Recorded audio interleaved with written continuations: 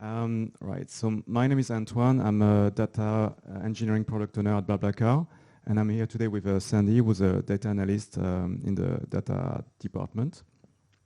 So last year, we both participated to the Sustainable Digital Challenge, and that was the start of our sustainable IT journey.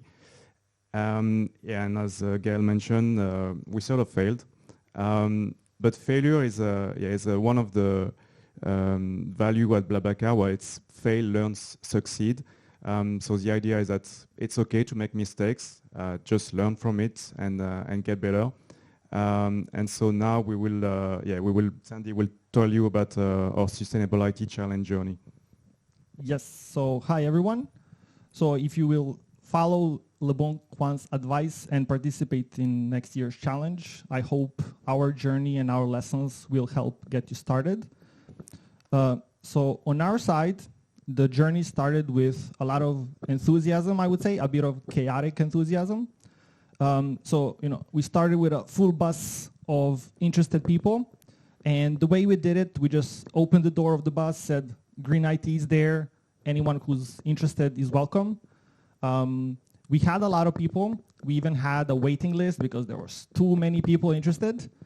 We started chatting about optimizing our platform, the work we do. For example, I'm a data analyst. I build dashboards, and I was thinking if I can optimize those, there is savings to be made. So it looked very promising, but soon we realized that there will be some actual work, some time and effort that needs to be dedicated to this challenge, something that we may not have been aware at the beginning.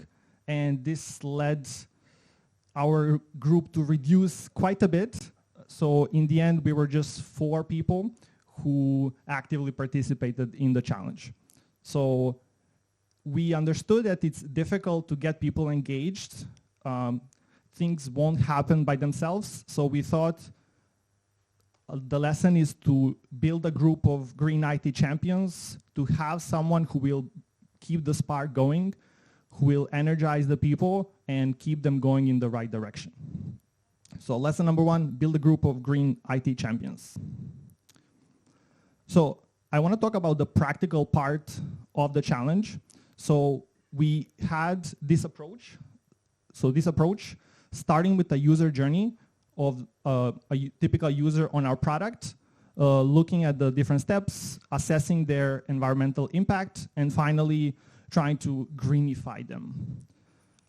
This actually, I wish we knew this a bit earlier, because all those random ideas we had at the beginning, like me optimizing dashboards, were not applicable through this landscape. So we had to start from scratch with a user journey. Because search is our most used function, we thought that's a good place to start. We have millions of searches every day, and if we can optimize even a little bit, we will achieve impact. So to break this down, we looked at 3 steps. So in order to search, first, user needs to open the app and log in. And there we had considerations of the size of the app and how difficult, efficient it is to load. We learned that people replacing devices is the biggest environmental impact. So if we can reduce that, it's a great change. A lot of network activity, a lot of trackers. We are a data-oriented company, so we track pretty much everything. So once the user opens the app and log in, they can input where they're leaving from and where they want to go. So there we had consideration of autocomplete, for example. And once they finally selected their location, they land on the search results page, where we communicate a lot with the server to gather the results. And we have more trackers. So we started brainstorming what we can do with all of this. Those trackers helped us understand that users do a lot of searches. So we have, on average, 8 searches per visit. So we thought, does that make sense? Can we optimize the experience so people more efficiently find what they need? So can we reduce the number of searches they do? Can we save old searches instead of fetching new ones every time? And can we, in general, optimize the communication between the app and the server. One example was whenever a user scrolls, we show 10 results per page. And every time a user scrolls, there will be a new request sent, and it wasn't the most efficient. So we had some great ideas. The next step was to dig a bit deeper to try to understand concretely what can be done, what can we realistically achieve. And for that, we understood that we need expertise that we didn't have in our small group of 4 people. We pretty much need a dedicated team, and in this case, ideally a team who is working on the search.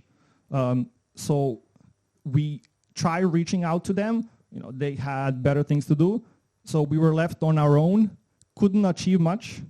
This is the 4-people group, 2 data people, Antoine and I.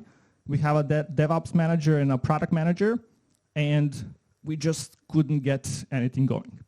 So, we started in a promising way, but we didn't actually improve our app in any way.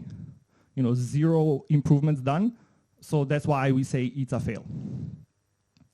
So the lesson here was to dedicate a full team to this type of challenge because it will be required to actually develop something.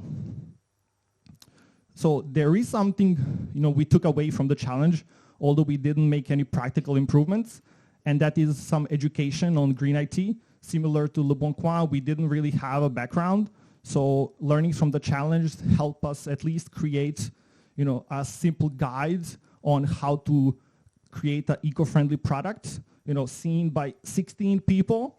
We thought that's a small but a promising number. And inside we have some concrete tips like retrocompatibility, less is more, things you've seen these days. Shout out to the mentors. We learned a lot from them as well. Alexandre, who was our mentor, was really helpful. He was the one keeping the spark going. And then, of course, all the other teams. We didn't do the best job of connecting with them, but that's an opportunity not to miss because the best companies come to participate and learning from them is super valuable. So those would be the experiences from the challenge and the lessons we learned. And now Antoine will tell you about some other efforts we're doing in BlaBlaCar. Right. Yeah, so outside of the challenge, we still try to do a bit of sustainable IT. So I think our approach was a bit different from the one from the challenge. So we are a data-driven company. We've mentioned it. So what we thought was that we are on GCP, right? So there's a tool available on the Google platform called the Carbon Footprint. So we thought, okay, we can actually build some reporting on our CO2 emissions, and from there we can basically drill down in the application that have the most impact, and maybe try finding ways of reducing the resources that we're using, and therefore reduce our impact. So I think if you were there yesterday, you've seen those, you've seen that screen before. But this is the carbon footprint tool from GCP, and here, I will deep dive into it. But basically, you can see your monthly footprint, and you can deep dive either by location, by service, or by project. So we started looking at those figures, and you can export them and do some SQL queries around it. And what we found was actually quite amazing. So this is a graph that shows you maybe I should have it's Compute Engine, which is the biggest. So that shows what is the biggest service in terms of CO2 impact. And Compute Engine is basically your Kubernetes pods, the stuff that consume CPU and stuff, and that's our biggest impact. So there was first of all, lesson learned is that having data visualization on your impacts really helps you focusing on the right stuff. because you could be focusing on, I don't know, optimizing whatever the size of your API calls, but at the end of the day, your CPU usage is what really drives your environment impact. So we went a bit further, obviously. We started deep diving in like where is that impact coming from. So we use in that case CPU as a proxy. You can use other things. You can use like the cost, like the financial cost of your services, but you can also use CPU as a proxy to kind of know like where is the biggest usage. So we started looking at that, and we realized that some of our, let's say, old applications or the core application are the ones obviously consuming the most. And then you can actually like reattribute the consumption, like the impact, the CO2 impacts to each application or project, and that can actually give a lot of insights to people as to where the impact is. So one project that we worked on, I think, and I was with the help of Google, was reducing the amount of resources that we reserve. So what we found out is that our CPU consumption, like the actual consumption, was only 40% of what we requested. So there was a huge gap. One of the reasons, like, developers tend to overestimate the needs, and they think, oh, what if there's a peak in the activity, you're gonna need more. But actually, what we saw at the end is that we were only using 40% of the resources that we asked for. So there was an exercise called GKE right sizing, I think it was called, and we tried to basically encourage the developers to really ask for the resources they need and not overestimate. And that had a huge impact. So this is the carbon footprint of our core project. So okay, before 2022, there's a slight decrease, but that's mainly due to the activity and things like that. But you can really see like the decrease around March 2022, and that's when we started the project. And basically, we kind of half the CO2 impact, the carbon footprint, thanks to that exercise of right-sizing our applications. So our next lesson is basically, if you reduce your running costs, and full disclaimer, the goal of that project was not actually to reduce our carbon footprint, but it was to reduce our costs. But as a byproduct, you also reduce your CO2 impact, usually. So I think many people mentioned it already, but reducing your cost is a good driver, and that's something you can sell to your company. Recently, we started looking at our data carbon footprint. So we looked at our data projects in GCP. And so this is like a view of our carbon footprint per data project. So we have our warehouse project, we have some like data science projects, reporting project, and so on. So here again, we didn't do any like specific project to reduce our carbon footprint, but there was like a cleanup project to remove unused functionalities, and you can clearly see that there was a decrease at the beginning of the year, and just by basically removing all stuff that we were not using. So it kind of looks good on paper, but actually we dig further. And we looked at the carbon footprint by services. And here it's actually the picture is not as good, because what we see is the blue is the BigQuery, so that's our data warehouse solution, and we can see like the costs have kept increasing over the last 2 years. So that's really like a red flag for us, and obviously that's going to be like one of our next projects to work on. So we can sell it as, okay, we want to, because obviously there's a link to the cost, so we can sell it as reducing our cost. But yeah, we can have a huge impact here by reducing the usage of BigQuery. Right, so our next steps. First, we want to bring speakers to evangelize on sustainability. There hasn't been that much awareness on sustainable IT in BlaBlaCar. I mean, apart from the core group, you know, like not that many people attended the challenge. So we want to bring speakers and really help people understand what are the key aspects of sustainable IT. We want to get people trained on eco-consumption. Yeah, that's something like we realize is needed because even within the core group, so the 4 people who participated to the challenge, we are not that knowledgeable, and we really want to get trained and be able to train other people after. So yeah, if you can actually talk to the Fresque du Numérique, which is at the conference today. Next, obviously, we want to participate again to the Sustainable IT Challenge and hopefully do better than last year. That's this year. We already have a few ideas actually of things we want to do. Next, we would like to deliver a project that's really focusing on reducing our carbon footprint. Maybe we'll sell it as reducing our cost, but really we want to reduce our carbon footprint. And lastly, we want to plant trees. No, I'm just kidding. No, planting trees is nice, but that's not the most efficient way of reducing your carbon footprint.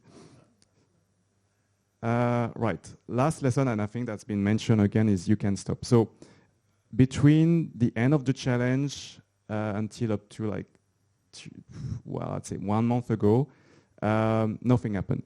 Like we stopped, like the momentum kind of died down a bit after the challenge. We didn't really continue looking at it, and nothing happened. Like there was literally nothing that happened. So yeah, I think one of the lessons is, you can't stop. You need to keep the momentum, even like sharing good practices or learning new stuff, like keeping updated of what's happening, what people are doing. But you can't stop. Otherwise, you lose the momentum and you won't be able to do anything. And that concludes our talk. And this is the summary of our lesson learned.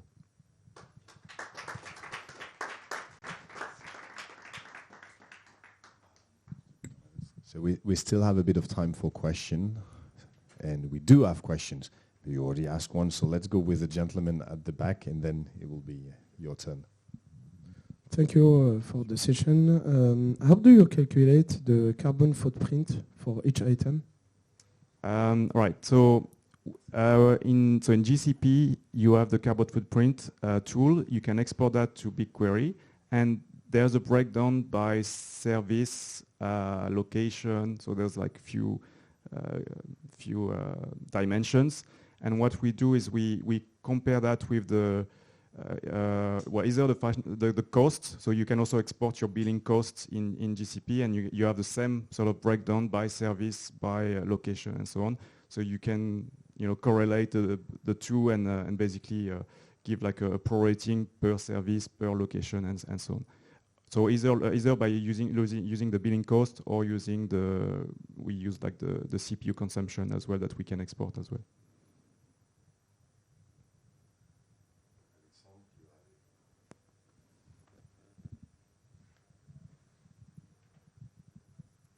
Hello. Do you think it would have changed something if you wanted if you had started to reduce your CO2 impact rather than starting with reducing your running costs? Well, I think it would have been harder to sell the project to our management for sure. Yeah. They are not conscious of the impact and the importance of that? They are, but it's a CC program for them.